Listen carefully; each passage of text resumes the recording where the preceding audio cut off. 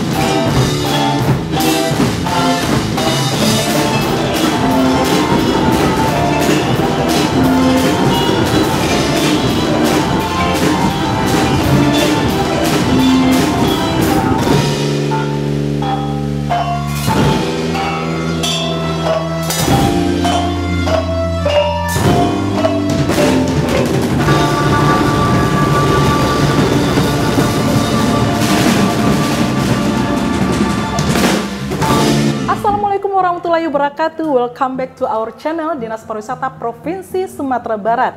Dan tentunya kali ini pada edisi Malapa, Mau Talamak Pariwisata dan Ekonomi Kreatif. Dan baru saja kita sudah menyaksikan sebuah atraksi dari komunitas fenomenal yang ada di Kota Pariaman.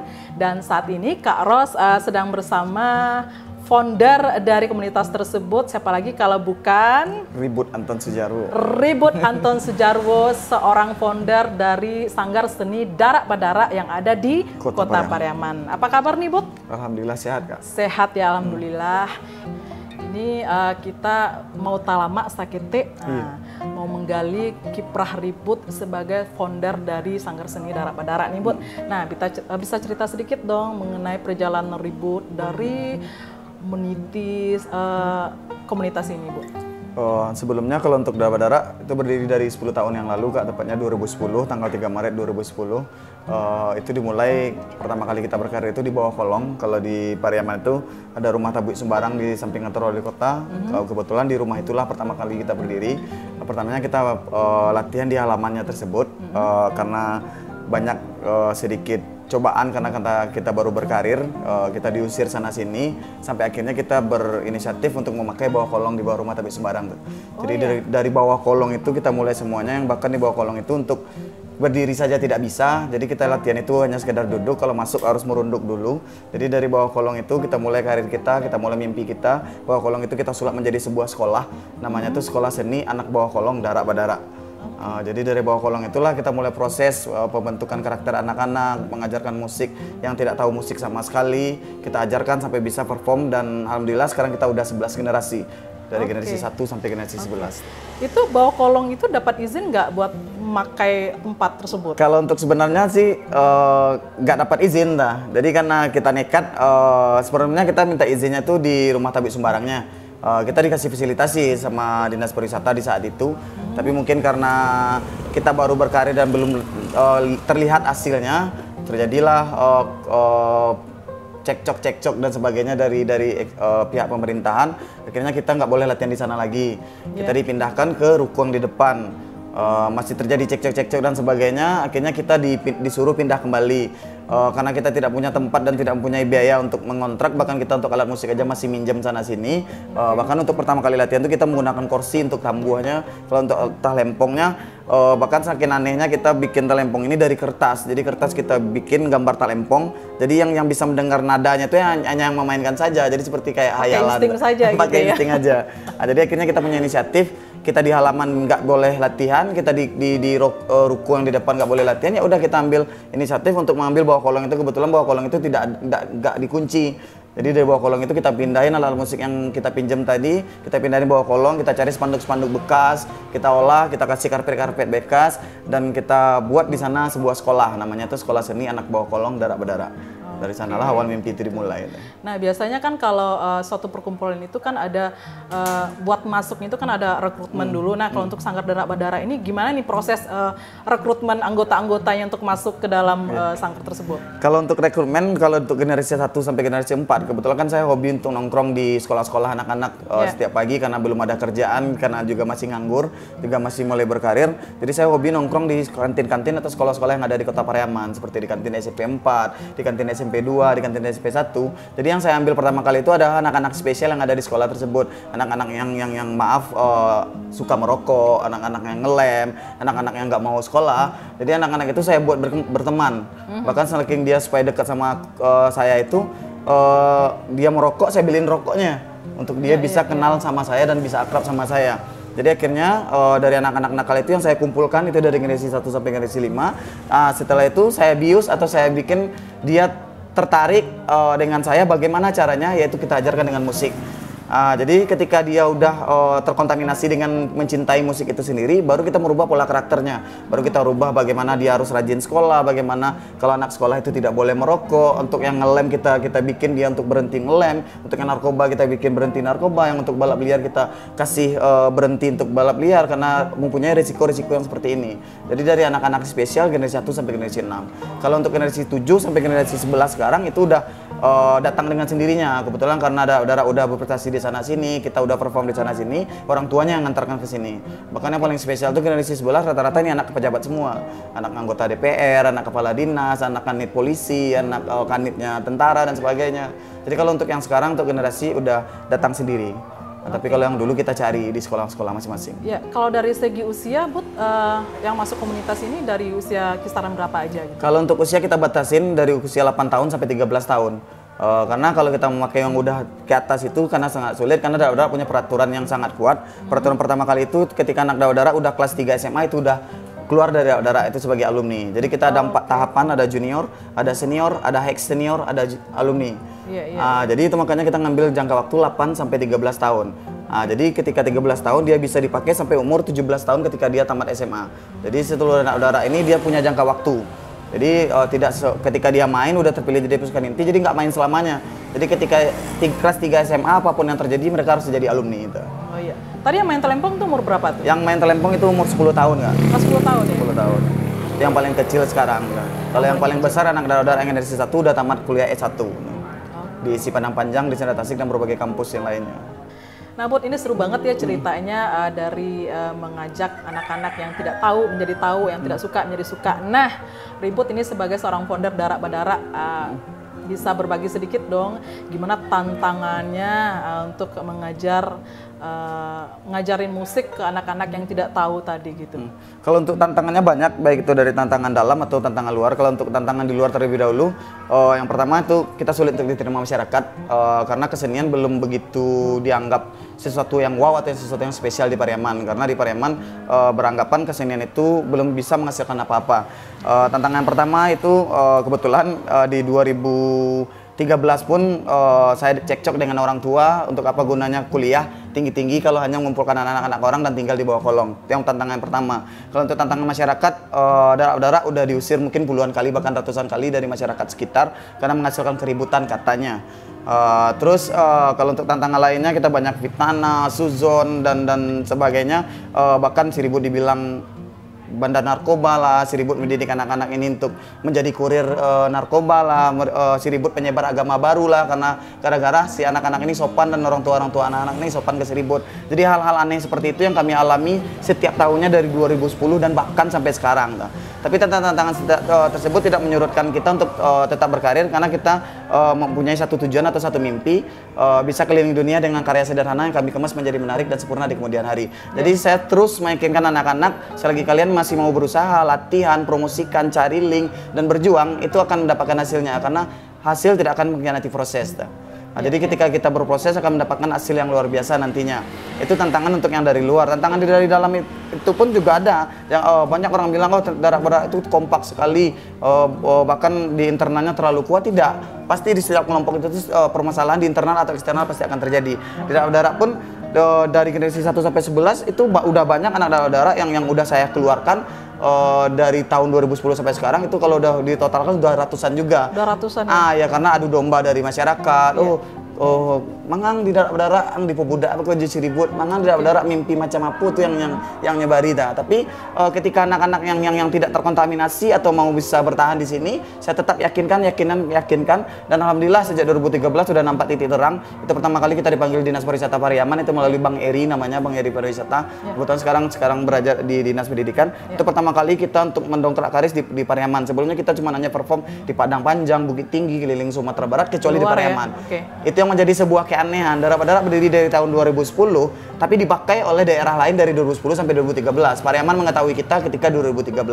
Akhirnya Pariaman moving di Sumatera Barat 2013, 14, 15 dan 16. Dan 2016 kita memberanikan diri untuk melepaskan diri dari Pariaman. Akhirnya kita maju ke tingkat sumber, ke tingkat nasional dan bahkan di tingkat internasional. Dan alhamdulillah anak-anak udah mendapatkan prestasi di mana-mana, udah keliling Indonesia, berbagai kota yang ada di Indonesia, perform di berbagai negara-negara tetangga dan mendapatkan prestasi-prestasi sampai seperti sekarang ini.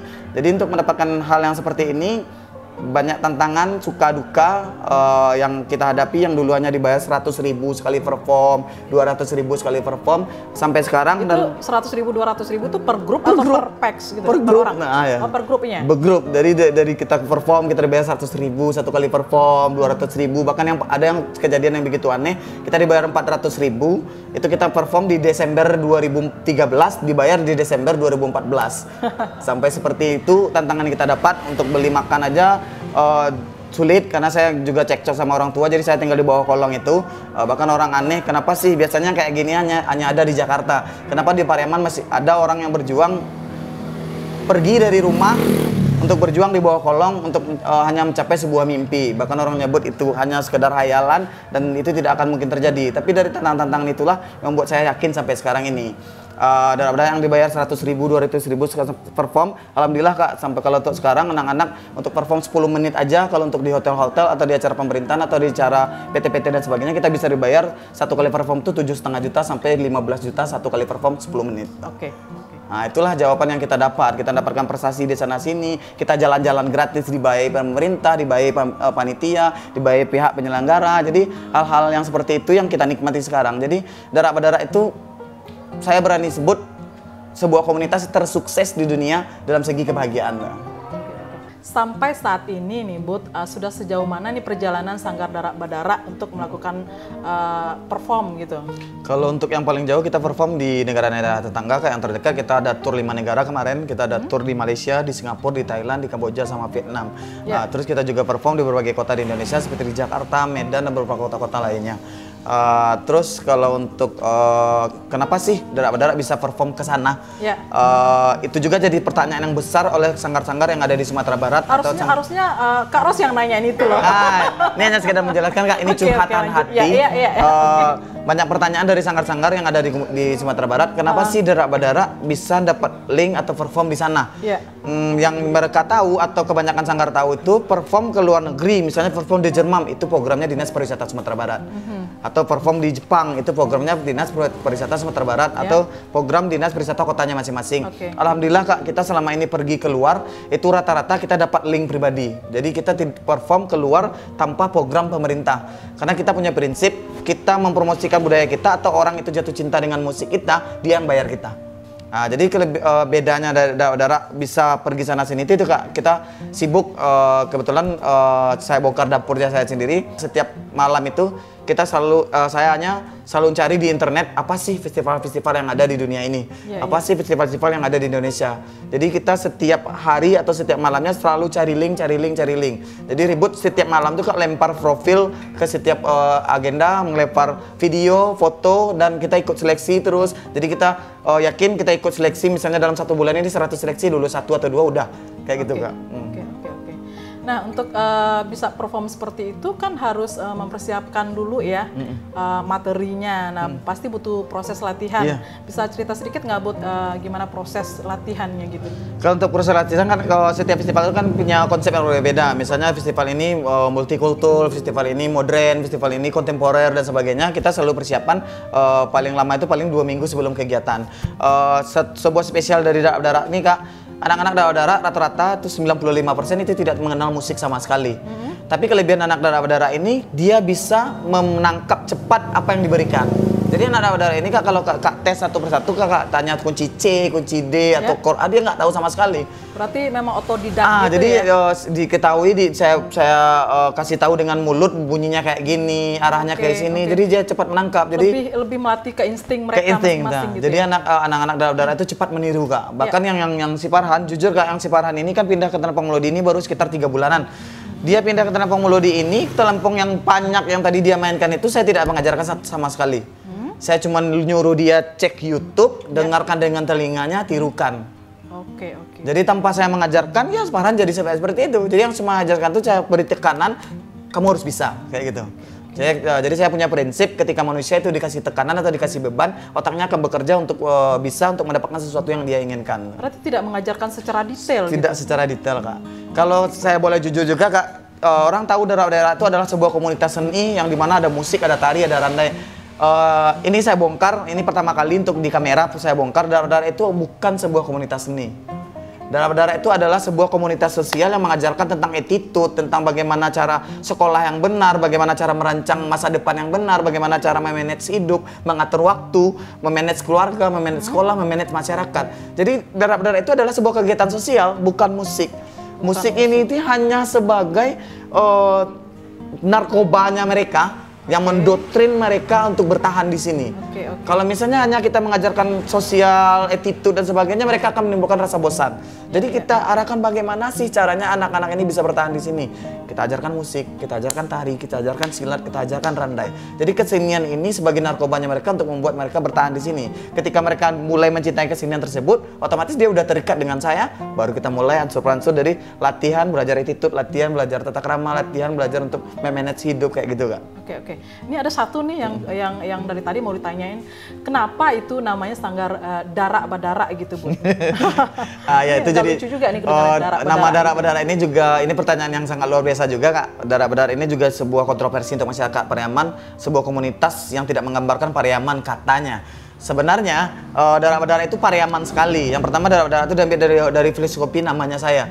Darak Badarak itu kalau untuk diartikan bahasa Minang itu memakak. Kalau di bahasa Indonesia kan ribut. Darak Berdarah itu ribut, kan? Jadi itu diambil dari nama saya sendiri. Terus kalau dari filosofi musiknya, Darak Berdarah ini diambil dari bunyi gendang tasa. Rak, tarak, tarara. Jadi dari bunyi gendang tasa. Kalau untuk dalam segi sosialnya, Darak Berdarah ini diambil dari karakter orang Pariaman. Jadi dari sifat sosial masyarakat Pariaman, itulah Darak Berdarah. Jadi kalau dikali, Darak Berdarah itu ya Pariaman banget. Ya, oke. Kita udah panjang lebar ceritanya, ini menarik sekali dan seru banget nih dengerin cerita Ribut nih. Nah, terakhir nih, Bud, harapan Ribut sebagai seorang anak muda yang milenial sekarang ini yang bisa mengayomi anak-anak itu menjadi dalam suatu komunitas. Nah, gimana, Bud, harapannya, Bud? Kalau untuk harapannya, untuk secara keseluruhan, yang saya inginkan secara pribadi, masyarakat Pariaman atau masyarakat Sumatera Barat, ayo kita bahu-membahu saling mempromosikan apa yang ada di kota Pariaman atau yang ada di Sumatera Barat. Kesalahan masyarakat kita yang ada di Sumatera Barat sekarang ini, masing-masing komunitas yang ada di kota Padang, kota Bukit Tinggi, dan kota-kota yang ada di Sumatera Barat itu berjuang sendiri-sendiri. Untuk saatnya sekarang kita bawa gotong royong, apapun potensi yang ada di kota Pariaman atau di Sumatera Barat, kita saling membahu. Apa salahnya kalau untuk model di Facebook hanya sekedar membagikan, di Instagram hanya sekedar nge-like atau nge-post dan sebagainya. Jadi yang saya inginkan secara pribadi, masyarakat Sumatera Barat mulai kompak untuk kemajuan Sumatera Barat. Karena bagaimana Bali bisa maju, bagaimana Solo bisa maju, bagaimana Jogja bisa maju. Karena masyarakatnya tanpa disuruh, dia malah mempromosikan apa yang ada di daerahnya, Kak. Itu untuk permintaan saya secara pribadi. Untuk arahkan ke depannya, saya ingin Darak Berdarah tidak bertahan stay sampai di sini saja. Darak Berdarah harus bisa go nasional, Darak Berdarah bisa go internasional, dan alhamdulillah kabar baik juga, Kak. Setelah Kakak nelpon kemarin, Bud, bisa nggak ada program pariwisata di sini? 10 menit setelah Kak nelpon, saya juga ditelepon sama Trans 7 itu di acara programnya Santuy, acara Sule. Alhamdulillah, Kak, kalau nggak ada halangan, Darak Berdarah akan diundang di acara Santuy eksklusif untuk mengulik Darak Berdarah dari awal berdiri juga sampai sekarang seperti yang kita lakukan sekarang. Kita akan syuting di Trans 7 dan pihak Trans 7 juga berjanji setiap nama-nama yang disebut, kebetulan kita bikin karya lagu-lagu nyeleneh menyindir youtuber dan pihak Trans 7 juga berjanji youtuber yang namanya tersebut di sana kita juga diundang di YouTube mereka masing-masing. Jadi alhamdulillah, Kak, kita dapat kabar gembira, kita bisa untuk terbuka pintu untuk berkarir di tingkat nasional. Oke, dan itu film pendeknya juga akan segera beredar ya? Itu akan juga segera beredar. Tayang, tayang juga kita sedang tahap lobby sama Rans Entertainment. Saya kepingin film Darak Berdarah ini diproduksi kembali di tingkat nasional dan bisa diputar di bioskop. Itu harapan kita tuh, makanya kita berjuang di Instagram, di Facebook seperti orang gila mau promosikan diri kita sendiri. Karena kalau bukan kita yang memajukan diri kita sendiri, siapa lagi? Oke. Dusun Anak Pariwisata mempunyai sebuah mimpi dan tujuan yang pasti untuk mengharumkan sebuah tempat mereka berdomisili dengan melestarikan kesenian anak nagari dalam angan-angan dan ingin dari komunitas ini berdiri. Dusun Anak Pariwisata, demikianlah bincang-bincang kita mau tak lama dengan salah seorang pelaku ekonomi kreatif di Kota Pariaman, Ribut Anton Sujarwo. Dan sampai jumpa lagi di Malapak berikutnya, tentunya dengan pelaku parekraf yang lainnya. Saya Kak Ros, mohon undur diri dulu. Wassalamualaikum warahmatullahi wabarakatuh. Salam pariwisata. Salam Piti Masua.